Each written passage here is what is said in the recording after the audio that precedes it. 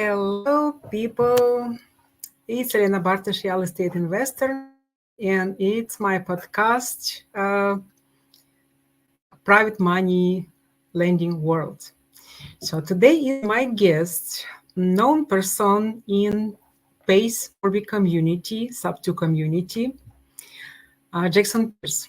Jackson is a connector. He is capital raiser, and he's actually in the military still. He has W2, he has family, he has two small kids, and he's very active in social medias, and people in Sub2 knows him. And for me, it's totally a big question how he is able to combine everything. So he is my guest because I believe Jackson is able to bring a lot of golden nuggets to community real estate investors. Today we will be discussing how he works with lenders, what we can do as realtors to build better relationship with lenders, and what is matter for them. So the most important stuff. Okay, Jackson. Hi, All right. Jackson. Hey, hi.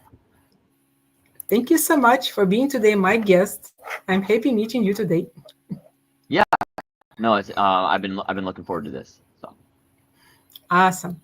So could you please tell us a couple words about yourself, about your journey in real estate? yeah, so like you said, I'm still working my W-2 job. I'm in the Army. I have a daughter who is 2 years old and a 5-month-old son. So I'm definitely wearing the dad hat as much as I can during the day when I'm home from work. But in between all of that, kind of like you mentioned, I'm a private money connector. I also do a little bit of buy and hold, creative acquisitions, a lot of like partnerships and stuff like that. So I'm really my focus right now is private money connecting and private money, finding private money for people's deals, whether it's a fix and flip or kind of a niche kind of exit strategy like pad split, co-living, sober living, stuff like that. And then also just, finding those really high quality borrowers that are able to do multiple deals, so I can bring my lenders to those. So It's awesome. Yes. So as I told people already, so for me, it's always a big question, like hypothetical question, how people who has family, who has W2 able combine it with real estate, because I know real estate takes so much time and energy to connect with people. So what is your secret? You need network. so when I first started off connecting, I basically was using my entire lunch break, the hour before work, that like in between my workout and actually being like in my office. I would use that hour. I would use my lunch break, and I would use a lot of the evening networking. And that was, I mean, I didn't get to spend a lot of time with my family for like about a month and a half while I was doing that.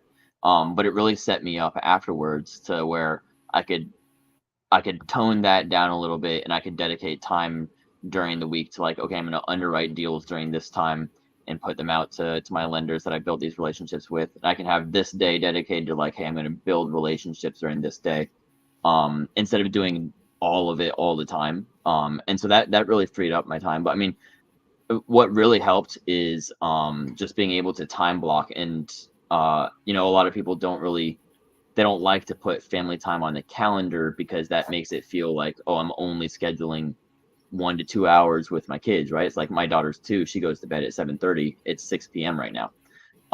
If I put like an hour and a half with her on the calendar, it feels bad. I'm like, I'm only giving my family an hour and a half. But on the other hand, it's like, if it's important, you'll put it on the calendar to make sure that you have that time blocked off. And so time blocking and calendar blocking is probably like the most important step to take if you're trying to figure out, hey, how do I manage? I have a W2, I've got family, I've got things I like that you just can't get out of. And definitely like time blocking is probably the most valuable skill that I've had to pick up the past like 8 months or so. Yeah, Cool, Jackson. And I believe the fact you are a military guide helps as well, right? The high It, level of discipline is in your blood, yeah, right? yeah, it does help. I don't think you have to be in the military to have that. You just have to have like you have to know what the reason is that you're doing it for. And if you don't have a good reason, it's a lot harder to do, right? It's like if um if you're doing real estate because somebody said you should do real estate, then there's no extrinsic or there's not even really an intrinsic motivation. It's just kind of like, oh, I'm gonna go try Mhm. real estate. And it doesn't get you very far unless you find something that you really enjoy. And so knowing like one, figuring out what you enjoy in real estate, whether it's flipping, wholesaling, talking to sellers, talking to buyers, maybe it's talking to lenders, maybe it's vetting borrowers. I have a partner who you've had on your podcast last week or the week before, Dan, and I've kind of used him as like, hey, I need you to vet borrowers for me. Um, and he and I are teaming up a lot. We're closing a lot of deals together. I think we've closed like 4 or 5 deals this month, as a connect, Mm, and which is a lot. I mean, for great job. for Great me, job. going from 1 to 2 deals a month because that's all I had time for. If you're going to take the time to vet the borrower and connect with the lender and all the underwriting, it's like, well, if we can team up and split that up, it allows you to scale to doing more deals, which gets you in front of more people, which gets you more Mhm. deals. Um, and so that's been really helpful. Yeah, and another side of our business, I see you are really active in social media, which is great strategy to being visible in front of people, right? In front of Mhm. buyers, lenders, other people. So it helps. Helps as well, but it takes time as well. So Yep. another reason to be amazed how hard working person you are. Okay, so let's bring some value to our community. So you're a person who work with lenders directly. Yep. So my question is, how do you find them? What is your strategy to find lenders? And what kind of people is your target as lenders? Yeah, so a lot of my lenders are inside of the Pace Morby kind of community. You've got his Gator, you've got Sub2, you've got owners, you got all kinds of stuff. A lot of my lenders are from that community because that's kind of where I started. But the you, I've also learned that you can find lenders in other communities. You can find lenders just kind of around you. I have one of my PMLs that I've used multiple times. He's my neighbor. He's a doctor. He's got other doctor friends that Mm, are looking to get into real estate, but they don't have um the time or the energy, to really um put a lot of effort into it outside of like, hey, take my money, go do stuff with it, right? And so really doing that networking with people around you that may or may not have capital. They might know somebody. They might connect you. And I mean, they probably aren't expecting to get paid for it. But it's like, well, I have a neighbor that like, he's a doctor. He might be interested in doing that. And so it's really just about like all one like you said, doing the social media thing, getting in front of people. I was doing a live call last week where I kind of just showed somebody like, hey, this is when I'm ready for a networking spree, I will go through like all these Facebook groups and all these Facebook posts, and I'll search the word private money lender, PML, Gap, and I'll go into the comments section, and everybody in there that says, "Hey, I'm interested," I'm sending them a message that says, "Hey, this is me. This is what I do. I'd love to get connected." Well, first thing they do is they look at my Facebook profile. They're like, "Oh, okay, he's always talking about lending. He's talking about like taking care of his lenders and stuff like that." So I mean, you can find private money lenders anywhere, but probably the most important part of finding them is making sure that they know that you're planning to take care of them once you connect.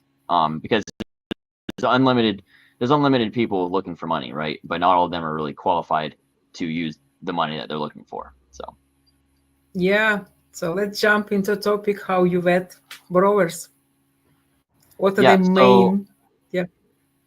Well, and I taught Dan to do this, right? I taught him like, hey, this is what we need to do when we're vetting these borrowers, because one, we want repeat borrowers, and we want to build relationships with them so they keep coming back to us, and we also need to make sure that they are quality borrowers so that we can like make sure that we're protecting our lenders at the same time. And so what I've kind of done is I've come up with like kind of a left and right limit of like, hey, can I help this person with gap, right? And really the first thing I look at is the deal itself, because you get new borrowers, you get people who have only done a couple of flips or something, and they're looking to do more, which is all fine, that's all good. um, but what you want to do is you have to underwrite the property first, right? The borrower is great, but you need the lender to be in a good position if the borrower is not great. um, Yeah. and so what I'm looking for at first is like, hey, is the combined loan to value on this property, like we're looking at the ARV. It's like if everything goes right with the renovation, and it just isn't selling, like, because that's the first things, right? Like pretty much anybody can get through a renovation, if they really try, but that doesn't always end up with the property selling on time. So Mhm. if if the property doesn't sell, like, can the lender reliably get refinanced out with a bridge loan, and the borrower is like, you're taking care of your lender, it's the borrower's problem really if they have to pay like holding costs for a different, like a hard money lender doing a bridge refinance. And that's fine. Like, most people would rather have a little bit higher holding costs on this property that's not selling, versus being foreclosed on and losing the entire property. So like when you're that, I mean, that's the first thing I'm looking at is like, hey, it's the property itself good quality. And then once you kind of get to the numbers, you're like, okay, purchase price, rental cost, ARV. Okay, these numbers look fine. Up front, it most likely, it the numbers look like they're about 73-74% of ARV. It's a little high, but it's not impossible to refinance. What do you do then? It's like, well, so now I'm checking for, I'm checking the borrower's Experian report. I'm like, I'm not doing a hard pull, but I want to see like, hey, do you have foreclosures? Do you have missed payments? Do you like, I don't really care what your score is necessarily. I have high Mhm. utilization on my credit report because I got into doing flips with personal credit, and that's just what happens. And I'm building my way out of that. Um, some borrowers just don't know about business credit, and like, okay, you're gonna have high utilization, fine. But do you have evictions, foreclosures, missed payments on stuff? Like, do I even want my lender to be like around you?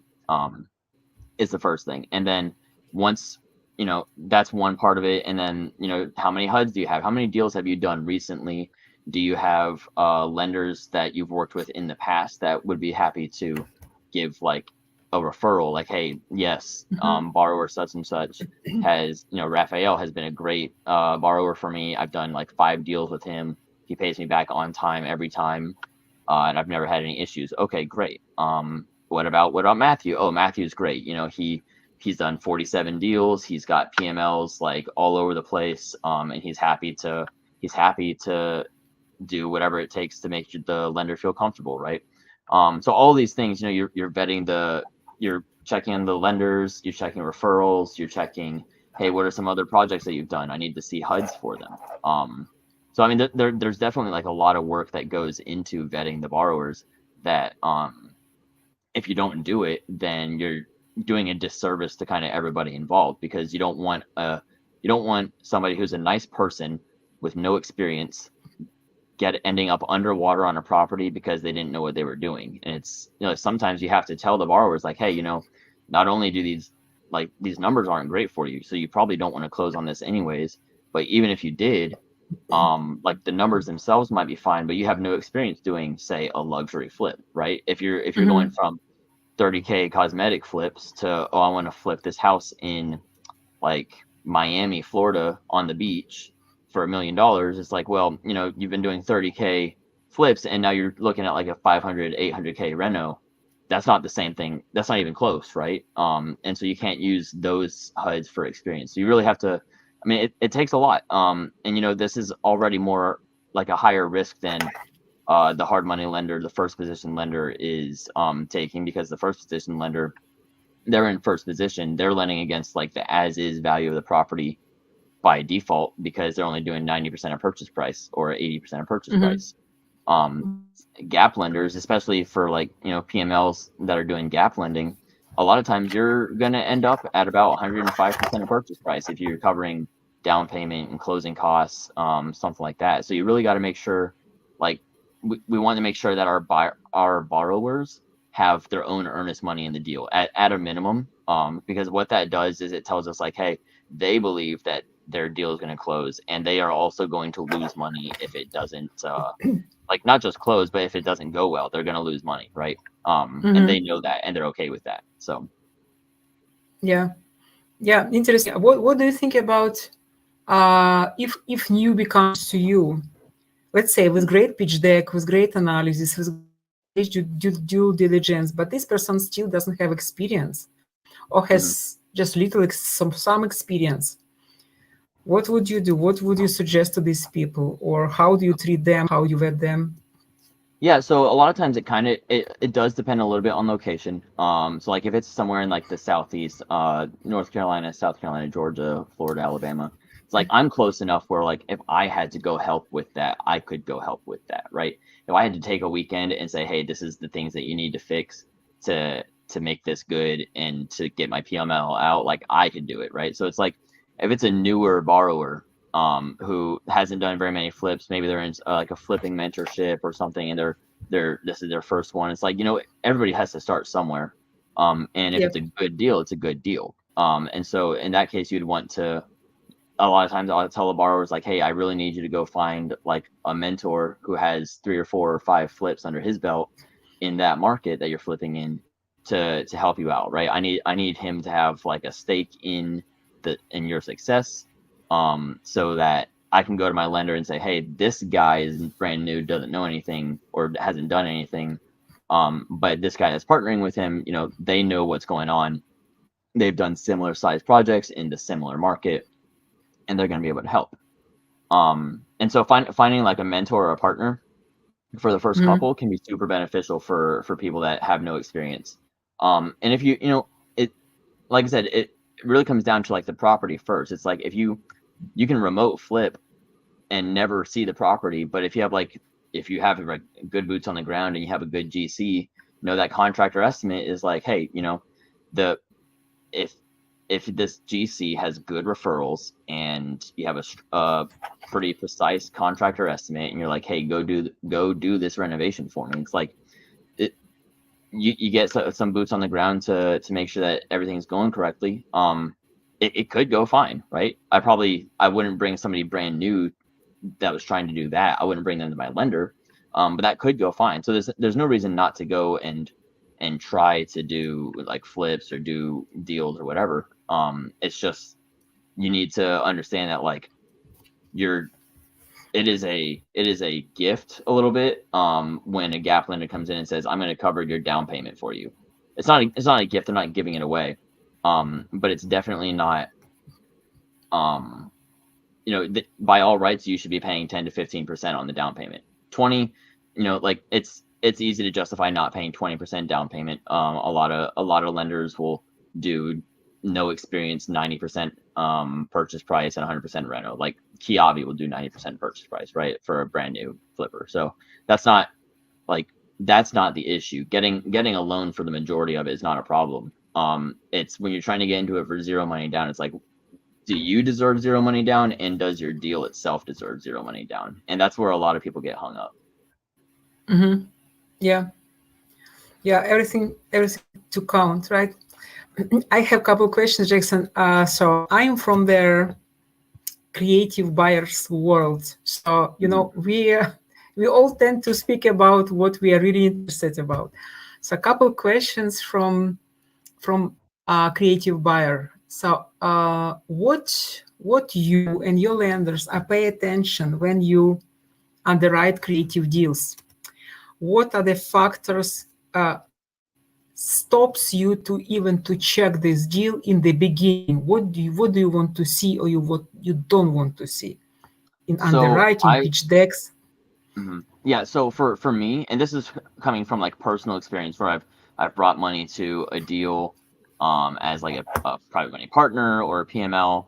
I brought people on my own deals that, I thought it was cool, and then I was like, oh, you know what, actually this is not working out well. So um if the exit strategy, and it's like a single family home sub two or seller finance acquisition, and the exit strategy is we're gonna long term rent it to a regular tenant, I'm Hmm. like, hey, look, like you can do this with like a bridge loan and refinance with a DSCR, and I will help with both of those. I can get you both loans. I can probably find you gap for the bridge loan if there's some value add that I know that you'll be able to refinance my lender out. I cannot bring you somebody who's going to stay on long term on a single family home that's just like a regular long term rental. And the reason I say that is, one, like I said, I brought money to a deal where that was basically the exit strategy. And even though like the deal was, hey, I would get 100% of the cash flow, it's like, okay, well that sounds great. But then it's like, why are you if I'm buying the property and I'm also getting 100% of the cash flow, it's like, well, that would be what would happen normally, right? So why am I partnering with you? I should just pay you a referral fee to go away. Um, that's one thing. It's like you have to, when you're underwriting creative deals to bring a partner to, the the exit strategy has to be something that they couldn't just do with a property manager. Hmm. Like any property manager is going to charge you 10% of the gross, and they can throw a long-term tenant in there on a 1-year lease. And it's like, well, what value did you bring to the partner that is bringing the money, right? So that's one thing. The other thing is that like single family homes that are long-term rentals, like, they're fine for building like, moderate wealth. They're fine for like investment properties for individuals. They're not great as partnership properties. And the reason for that is that there's just not enough cash flow that and I made this mistake. This is a mistake that I made on my own deal. I brought one of my private money lenders on as a private money partner on a single family home in Colombia. It cash flow is great for a single family home. I'm making like it's making like $500 or $600 a month, based on um You mean the total for you both, or for your partner, for your exactly. lender? So it's making 500, 600 after like mortgage, right? So the mortgage comes out Okay. and there's $600 left at the end of every month. Um, After all but expenses, right? After operation yeah, expenses, after all expenses. well, Okay. that's what I'm about to get to. Is about 3 months after we purchased it. My goal was like, hey, I'm gonna manage it. You'll get 85% of the cash flow, and then we'll split it, and that's how we're doing it, and that's fine.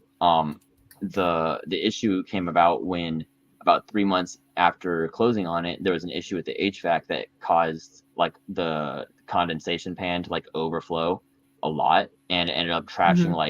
like half the roof of the downstairs, or not the roof, the ceiling. Oh, And I had like literally, I was at the house trying to figure out what was going on, and the insulation came through the ceiling because it had been so heavy with so much water. Well, that cost like oh five my thousand dollars to gosh. fix. So how many months of cash flow is $5,000 if you're cash flowing $500 a month? That's ten. Yeah. That's like a whole year, right? That's a whole year of theoretical cash flow, and that's assuming that nothing else happens for the rest of the year. Um, and so what I kind of realized, and I made it right with my partner. I was like, hey, look, this is what's going on. Like, I'm handling the repair and everything like that. This property is like, I love having this property for my own thing, but I don't think it's going to make enough money to make it worth you having your money locked up and also not making money. So I made a deal with him where basically I converted his equity in the property to debt, and I was like, look, I put a lien on the property. Like, we'll take you off the operating agreement. You don't own the property anymore, but I now owe you like monthly interest only payments on what you brought to the table to close it. And that way, one, I'm making sure that my private money partner, like, he's making money now, right? Like, guarantee I owe him X dollars per month. He's going to get that X dollars per month. And that's great. And then also I'm making sure that, like, hey, like, he wants to come back and do more deals with me, because he knows, like, hey, if he comes on as like an equity partner or something like that and it doesn't go right, it's like, hey, Jack has a creative solution to get him, like, to make it so he's making money, right? To make it so that, like, because for me, it's like the most valuable person in, like, there's value in being a wholesaler and getting the deal under contract. There's value in negotiating good sub-2 terms, seller finance terms. There's value in managing a deal and finding finding it and coming up with an exit strategy. That's all valuable, but none of that matters if there's nobody with money at the end of the table. And so for me, in a deal, the most valuable person in a deal that needs to be protected, most importantly, is the lender or the private money partner, private money lender. Like, their money matters most, right? Their money matters more than, Yep. hey, am I profiting on that house? No, right? Like, not only do I have to pay for the repair still, but also now I'm paying monthly interest payments to this dude. And I'm good with that, like, I can afford the monthly payments, the house can afford the monthly payments. And I know that it's like he took on a risk by coming to my deal, so it's my responsibility to make it like worth coming to my deals, right? Mm-hmm. So that's kind of like that's why I don't, pretty much the only thing I won't bring somebody to is if it's a single family home long-term rental. Like, that's silly. It's silly to split that. There's nothing to split. One repair takes out, like I said, your whole year's worth of profits. Now, if it's a more niche exit strategy, kind of what I mentioned earlier, Mm-hmm. something like co-living, sober living, midterm rental, short-term rental. I don't know enough about underwriting short-term rentals to confidently bring somebody to a deal that's a short-term rental. Mm-hmm. So I don't personally do them right now. I'm working on learning more about it to be able to bring those to deals, bring the lenders to those deals. But anything like that is like, okay, well, that's something that, like, cash flows better than a single family home, long-term rental. There's not just like, hey, oh, your tenant moved out, well, you say goodbye to a whole year's worth of profit because you had a vacancy, right? There's it's more profitable than, oh, you're gonna have your tenants in there, and they don't pay rent for a month, and then it takes 3 months to evict them, depending on where you're at, and then now you're behind by 4 months. And this is supposed to be, your partner is not making any money, and they're out all the money they brought to the table. So I mean, I try to avoid paying for my lenders and my private money partners, and if the exit strategy does not include them making money, in like the first like it can take 6 months to get something performing. That's fine, Mm-hmm. and if that's the case, I'll be like, hey, this is the deal. It's gonna be great in 6 months, but the first 6 months it's not gonna perform, or it's not gonna be like performing enough, right? You need time to market, you need time to get tenants, you need time to get in front of like the travel nurses or the insurance companies or the sober living people, or Section 8. Like, Section 8 is great. If you find like a fourplex or a bunch of duplexes, you're Mm-hmm. like, hey, I need entry costs on 5 duplexes, and they're gonna be Section 8 rented, and each duplex costs $70 because it's in Jackson, Mississippi, and the Section 8 rate is like $8 Mm-hmm. or $9 a month. Like, by all means, like, let's go. But you need to set good expectations up front is probably the most important part. So. Yeah, you just mentioned actually a couple of things I would like to ask you about both. So first, I like your idea. Your specialty is co-living, right? So, uh, but I believe you know how to underwrite long term. So, Yeah. what is the main difference between underwriting for long term and co living? What are the factors missing are in underwriting for long term, which we need to include in underwriting for co living or part split? Yeah, so for those, a lot of the underwriting um is knowing the market that you're going to be like Mm-hmm. targeting, knowing who's going to be staying there. It's like, okay, are you creating a 8 bedroom house near like an industrial center? Like, okay, great. That you're targeting like blue collar workers, and they're looking for those 1 bed, 1 bath type of accommodations. They're cool with roommates, whatever. Students, same thing. Travel nurses, same thing. um, Stuff like that. But you have to know the market, and you have to Mm-hmm. know good area for it. It's like you wouldn't go to the most expensive part of town, take a house that's like a really nice house, and then you wouldn't add 3 bedrooms to it and then co-living it, do a like a co-living exit, you know. I mean, you might, and if the market in that area supports it, if it's like near a university, that might be good, you know. But there's a lot more. It's a lot more market driven, like very specific, like, hey, where are you located in relation to the audience that you're looking for, right? Like how far are you from the industrial center? If you're getting a house out in the middle of like the country, I'm sure there's plenty of space to add like more rooms or whatever, but it's like who's going to stay there? It's like, I mean, there's no students, there's no nurses, there's no Yep. doctors, there's no so you gotta really know the audience, and then you gotta know like, hey, where's their money coming from? Like nurses and doctors, Mm-hmm.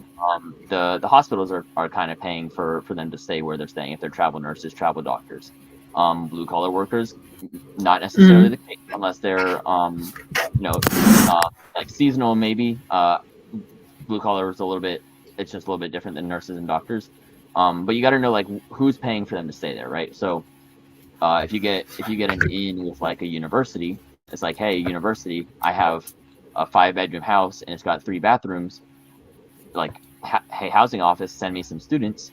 Um, you're gonna be pretty sure, like depending on the student, but like a lot of them are gonna have those expenses kind of figured out. Either their parents are paying or they have scholarship, or if they're paying for it themselves, I mean, that's a choice that, Mm-hmm. or a situation that they're in that they're just paying for. It's like, okay, cool, like that's cool.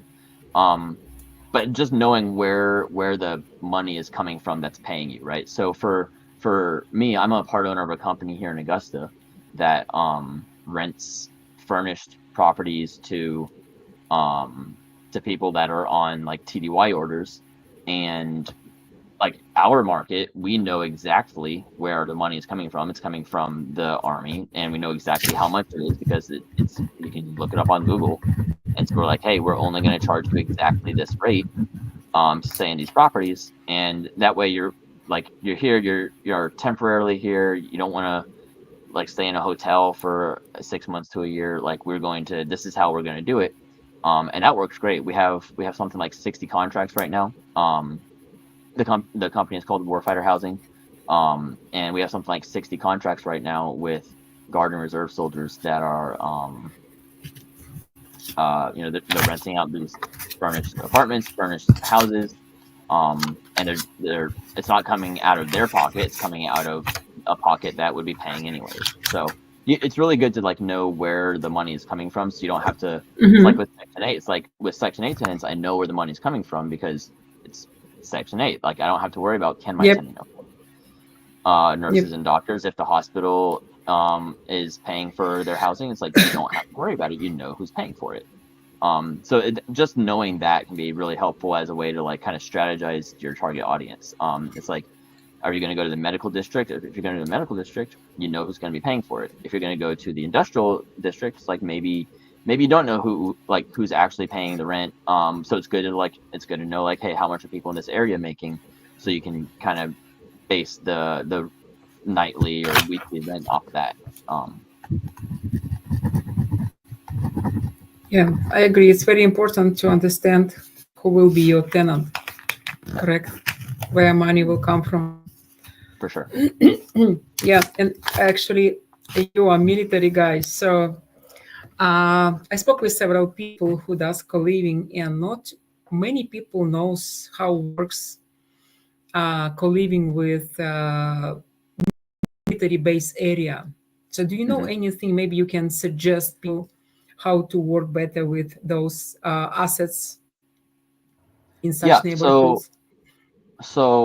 it's actually it's a market that isn't targeted very much, but it's a lot harder to pitch than you would expect. And it also depends on where you're at. So when I was in Fayetteville, North Carolina, at the Army base there, um, there's a lot of enlisted soldiers that would go off post and they would get roommates and they would all rent an apartment together because they didn't want to stay in the barracks. Mm-hmm. And so I mean that's one example where they probably weren't even like targeted, It's just like hey, I don't want to live in the barracks. You don't want to live in the barracks. Let's go rent this 2-bedroom apartment, and we'll just hang out, right? So I mean, there's definitely a market for it, but it really depends on the quality of the living conditions that they would be staying in otherwise, right? Because you're really only going to get like kind of younger soldiers. You're going to get like 18 to like 25-year-olds, right? Is kind of what you're likely to get out of that Yep. in a Yeah. co-living kind of deal. And Yeah. so you know, it helps if you furnish the units. Obviously, it helps if what helps us is when our soldiers go TDY, we don't kick them out because you know we the TDY is only paying for like X number of days of like dual lodging or Hmm. whatever. It's like, so do we kick them out or do we make them come back? It's like, well, if we let them come back, without having like charged them out of pocket or whatever, in the meantime, we know for sure they're gonna come back because every year when they come back to this location, they're like, oh, this company didn't kick me out of the Airbnb that I was staying in Mm. during the Masters or during whatever else. So I mean, it's harder to get into, but if you're near like a military base that has a really active military Hmm. population, that's doing a lot of exercises and they have a really high op tempo, people want to get away from work, and they don't want to literally live at work, right? And if you guys, if you, and Mm. if you're anybody watching this is in the military, you know that living 5 minutes from the cough and you're living in your barracks is just a little bit miserable sometimes. And that's fine. And if you get a bunch of roommates, you know, you want to go furnish, you know, go rent a furnished apartment for, you know, a third or a quarter of your paycheck, like that's your prerogative. And it just feels better than living 2 minutes from work because the closer you live to work, the easier it is for them to call you in and say, hey, I need you to go take care of something. So. Hmm. Did you have any cases with from borrowers, pitch decks, when people targeting military base, and was it plus for in front of lender? I actually haven't seen. I've had a lot of people reach out about it, but not that have actually said, "Hey, I have a deal, and this is the goal, and this is like what this is who we're going to target." So I haven't had anything like that. And I think the Mm. main reason is that it's something that not a ton of people know about unless they are like around the military, anyways. Yeah. And if they are, it's like they sometimes just feel a little bit bad charging specialist Snuffy like $500 a week or $500 a month or whatever it is, that you would be charging for your furnished room. And it's, you know, soldiers are a little wild sometimes. So I mean, it's like, Sometimes. do I want to have quality furniture in this apartment, and then, you know, like they have a barracks party in this apartment, and now everything's trashed, and I have to go replace all the furniture. So I mean, I haven't gotten a lot of stuff like that that I've put eyes on, um, and I think mostly I think it's because most people don't really know about it unless they're already around that Yeah. audience, anyways. Like it's just not as well known as, oh, travel nurses, you know, factory Hmm. workers, Hmm. sober living, you know, get in touch with like you know, even insurance carriers, like, or insurance placement companies that help people find housing after like a major event like a hurricane, right? I mean, that's not Yeah. really, it's not co-living, but it's still like the audience is more well known. So. Hmm. Yeah. Because one moment, me and my business partner, we were focusing on Florida and Jacksonville, and Hmm. Jacksonville has two military base, Hmm. and we still hope to find great deal in Jacksonville because really I see large potential working with military people. Like you said, yeah, soldiers can be wild sometimes. We all can be wild sometimes, but for me, high level of discipline is still big plus. It, Hmm. so I consider military guys like a good level of Well, tenants. so Maybe. I really like military bases specifically for long-term rental. Mm. Because you know every summer there's gonna be thousands of people moving to the area. Every 3 years you're gonna have a vacancy that you can plan on every 2 to 3 years, Hmm. right? And you can pretty much plan on it to be 2 years, 3 years down the road. Hmm. And that's also an opportunity to increase rents, because what else do you know? Every 2 to 3 years, like, yeah, you're gonna have a vacancy, but you're also gonna be able to go after whatever the new BAH rate is, the housing allowance, Mm, which you can go on Google, type in housing allowance for Jacksonville, Florida, housing allowance mm, for Fayetteville, North Carolina, Savannah, Georgia, whatever, Tampa, Florida, and Google will tell you exactly what every single soldier and different rank and grade, etc., like what they can afford for housing. Some of them can afford more because their paycheck is bigger, but as far as the housing allowance goes, it's like, I mean, if you use that as your baseline, it's mm, pretty easy to just say, hey, this is basically not money out of your pocket. It is, because the money would end up in their pocket if you didn't charge them that, but it's like you can afford it, right? Um, and so as long as you're within that market rate, you can target properties that for sure, hey, this is the market rate, this is the BAH. I'm gonna look for creative deals in this area around the military base, because I know for sure it's gonna rent. It's gonna rent for this much. I know for sure they can afford it because they're getting a housing allowance. And also in 3 years, I can increase the rents without having to worry about feeling bad. Because I mean, mm. it feels weird sometimes when you're increasing the rent. You're like, okay, I haven't really done anything to the house, but taxes and insurance went up. So yeah, I can't just bleed money out of this house, right? So you increase the rent, Yeah, and you're like, oh man, I felt a little bad. I didn't really do anything extra for them. But with long-term rentals around a military base, it's like that's not an issue, because in 3 years they're gonna leave. You just increase the rents after they leave.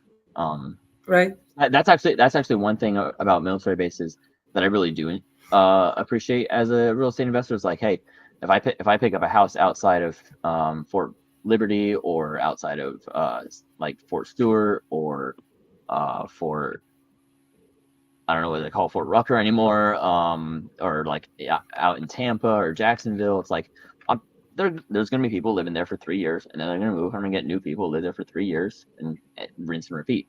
So. Mm, yeah, sounds great. Sounds great for me as an for potential lord who can have house around military base. Yeah, thank you so Yep. much, Jackson.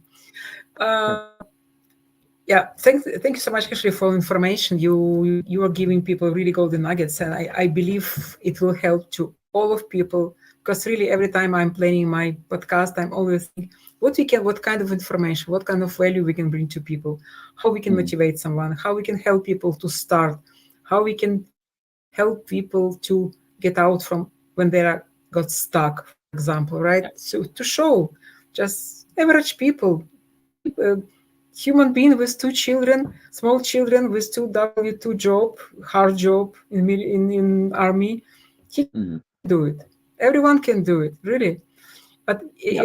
you picked very interesting niche as a connector, and plus, as I see you all the time in the group in sub 2, your approach, it seems to me like you're high level connector. You not just connect people, you not just share their contacts. You're really high level. You do due diligence. You at borrowers. So how did you find this niche and one you selected? Because for me, it seems like you combine two people. Because one people who should do networking, because you connector, you need to do networking. It's something against what you do with underwriting, because to do underwriting you need to be highly focusing, highly quiet person, introverted person. So how you combine extrovertism and introvertism? I hated math when I was in like high school. I really hated my math teacher, is what it was. And then also when I got to college, I just kept that attitude. I should not enjoy underwriting, but what I've actually found out is that I do enjoy underwriting on Mm, like properties.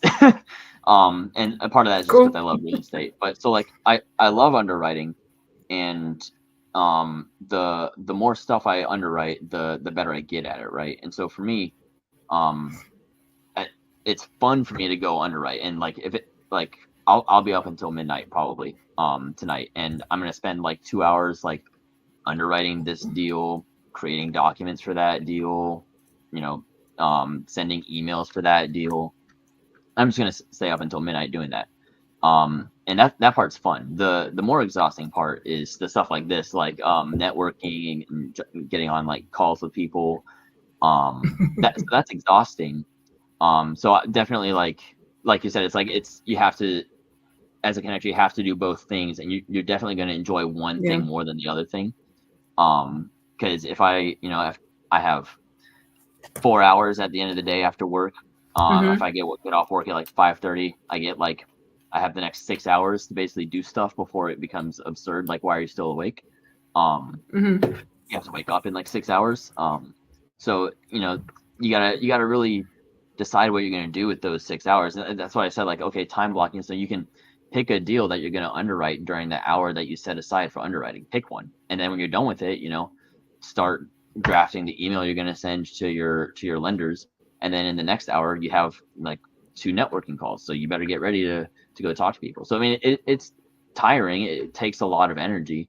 But Yeah. I don't think that there's nobody that can be successful, or grow, or there's nobody that can be successful without growing, is what it is. And so did I really enjoy doing all of my networking sprees that I've done, where I'll go like a week where my calendar has like 5 or 10 minutes in between calls, and I'm just spending like 4 hours a night on calls for like a week or two? It's like, it's not really fun. It's exhausting. You remember like 20% of the people you talk to.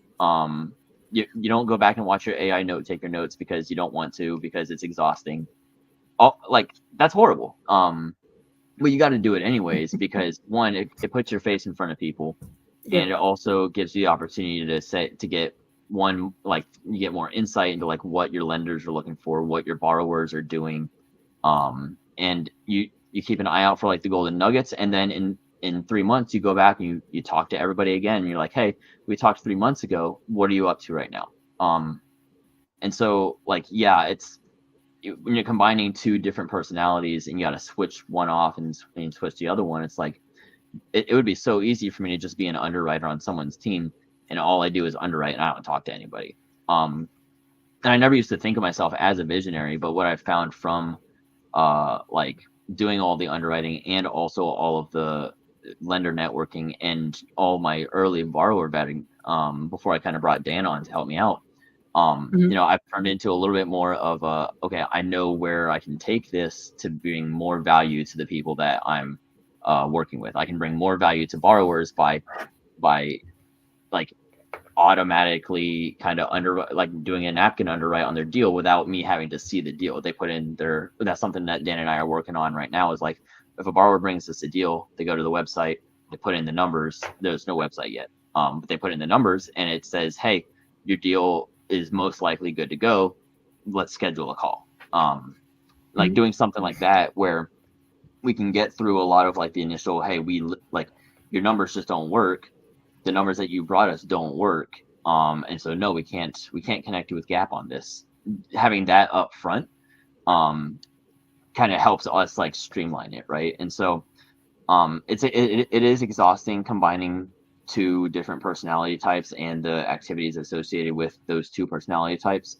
But you kind of have to do it to grow. You got to push yourself and kind of challenge yourself. And that's where you mentioned earlier about like discipline and being able to like kind of push yourself. I mean, that's where that comes in, is where it's like, I could just go to bed every night and I could be an introvert and just drive Uber on the weekends to make extra money. It'd probably be a lot less stressful than like trying to figure out all these repairs and hurricanes where trees are falling on my stuff, and the HVAC unit at one of my properties got flipped over, which I thought those were supposed to be attached to the ground, so I was really surprised when it was upside down. That's all stressful, and I would be much less stressed out if I just quit everything, sold everything, and went and drove for Uber. But then I wouldn't grow. Uber is not for It's anybody. not what you would like to do, of course. Yes, of course. But So, actually, about Uber, several months ago, me and my guys, my community, we all are under the same mentorship. We are under JC Stanton mentorship. So we've been in Vegas for his mastermind. And one of the speakers, it was Amber McCollum. She is known capital raiser in Sub 2, you know her? Yeah, so she told us story how she all the time when she is in Uber, she does capital raising with Uber driver. And it's so Yeah, funny. I saw. I Every think I saw that when she was talking about it. yeah, yeah, it was so funny. And almost all of us we were newbies that time, and it was just like inspiration for us. And you know what everyone was doing on our way to Hmm. airport? We did capital raising in Uber with Uber driver. And I remember when we all get into Zoom after we got back home from Vegas, we were Hmm. laughing about it because everyone was doing capital raising in Uber. It's so funny. Yeah. So okay, we probably have a couple minutes left, and in you just gave us so many serious and important golden nuggets. Let's do something fun in the end. Do you Okay. remember any funny stories related to your job, to your connector's job? Um, I don't know. Being connector is not super funny. I mean, math is boring. You know, you're underwriting and then you're getting on networking calls. I, there's a deal I'm in right now, which I don't know if funny is the right word for it. The the the funny part about it is that I haven't been able to like I don't know who's who in this entire deal. I've talked there's like 6 different people on this like end buyer team. Like half of them say they're connectors, half of them one of them's like supposed to be the accredited buyer. None of them have $4,000 to come up with for earnest money. And then I mean probably the funniest thing about this deal is that the one of them asked me to pay for appraisal. So I'm like, I'm not gonna pay up front for your appraisal for you to close on a deal. Mm, mm. That's not how this works. It's like you got to pay the hard costs of like getting your inspections done, bro. Like, I mean that's probably like I don't know if that's not really funny. It's funny when you hear it, but it's kind of just like what are you doing? But I don't know. It's not like a funny thing. I do also do flips. And I've picked up flips recently, more so, but I did a flip last year, um, where the the seller had chickens, and this isn't really funny. It's kind of like a little Mhm. bit yuck. The seller had chickens, and the neighbor's dogs had gone through the fence, and ate all her chickens. And the dogs only got through the fence because she cut a hole in the fence to create like a gate into the neighbor's yard, which is like really weird. She didn't like know anything about anything that she was doing. She just kind of cut holes in and used like really small hinges. So it's kind of weird. But anyway, she had chickens, and what I closed on the house, and I was like, "There's chicken carcasses all over the backyard." But then there's also just like eggs, just like around the backyard that were just like sitting there. Oh He was wow. like, "Oh, it's just random chicken eggs. Just I just mowed the lawn. It's like, hey, look, there's more eggs." It was like an Easter egg hunt. It was kind of fun. Yeah, it was funny. It like Pace always tells story about bunny, so it should Yeah, be a yeah, story right. about eggs. Yeah, right. Looking for Easter eggs. Yeah, guys, Yeah, find your seller's Easter eggs. right. Find your eggs. Yeah. Yeah. Yeah. Thank you so much, Jackson. Thank you for your time. Thank you for your. I know you're busy. You should take to cut out this time from your family, and I appreciate it so much. And for all information you shared with people, it's great, and I really hope it will help someone to understand more how works this connectors part of the business and how Mhm. important is this for both. It's not just because you want to disqualify all borrowers, right? It's because you want to help everyone to understand what to pay attention on, what is necessary. I really believe in it. Mhm. No, I Yep. enjoy it. I really do. It's a lot of fun finding a deal that deserves to get Hmm. funded and then finding a lender who like deserves to make money on a deal that deserves to get like putting those things together, you do feel good. And Hmm. it's also like for me, like that very first flip I did with the chickens and everything like that. It's like I only made about $10,000 on it. I didn't really know anything about underwriting at the time. I didn't like I that's the one that I mentioned earlier, having high utilization. It's like I liquidated a bunch of personal credit cards because like, oh, I can do 0% balance transfers with all these cards, and it'll be great. Hmm. So that's how I funded like my down payment, right? Yeah. And I was just like, yeah, this is a great idea. It was not a great idea. Get business credit cards, and if you guys don't have business credit cards, get some. You can reach out to me at my phone number, which is on the screen. But the like I wish I had somebody, like a connector, who I'd gone to say, hey, can you help me find money for this deal? I wish I had somebody to look at the underwriting and say, hey, just so you know, this is like really tight. You're buying this at like I bought it at like 65% of ARV or something. Hmm. Um, and it ended up being, I mean, I made like 10 grand on it, which was kind of cool. It didn't feel like I made 10 grand because of like how long it took, but whatever. Um, Georgia charged me taxes for the 10 grand, so I must have made 10 grand. um, but I would have either made a lot more if I had somebody to underwrite it Mm. for me first, or I would have not done the deal at all. And I probably would have been better off for it. And so that's something I've really embraced as being a connector, is being Hmm. able to tell people like when their deal is not going to go the way that they, in their head, like they get married to the deal, they get horny for a deal and they just want to go do it. They want to go do the thing, take action. It's like sometimes taking action means like taking a deep breath and saying no. And Mm. so I'm Yeah. Yeah. I hate to be a no monster, like I'm really not, but being able to tell somebody no when the deal is not good for them to be in, that's probably one of the most rewarding parts of it, just because Yeah. of like my situation, right? And you just said great words, because no not always means bad stuff. Sometimes saying no to people, you can save not only someone's money but someone's reputation. I mean borrower, right? Yep. Investor. But because sometimes everyone makes mistakes, and we make mistakes in our due diligence. And yes, sometimes we want to look back at the situation, understand it saved us Mhm. how. Cool. Jackson, thank you so much again for your time. I appreciate you so much. Thank you for being today my guest. I'm proud to be your host. See you Yeah, in thank you for sub having me. 2. Yep, for sure. Thank you so much, Jackson. All Bye right. bye.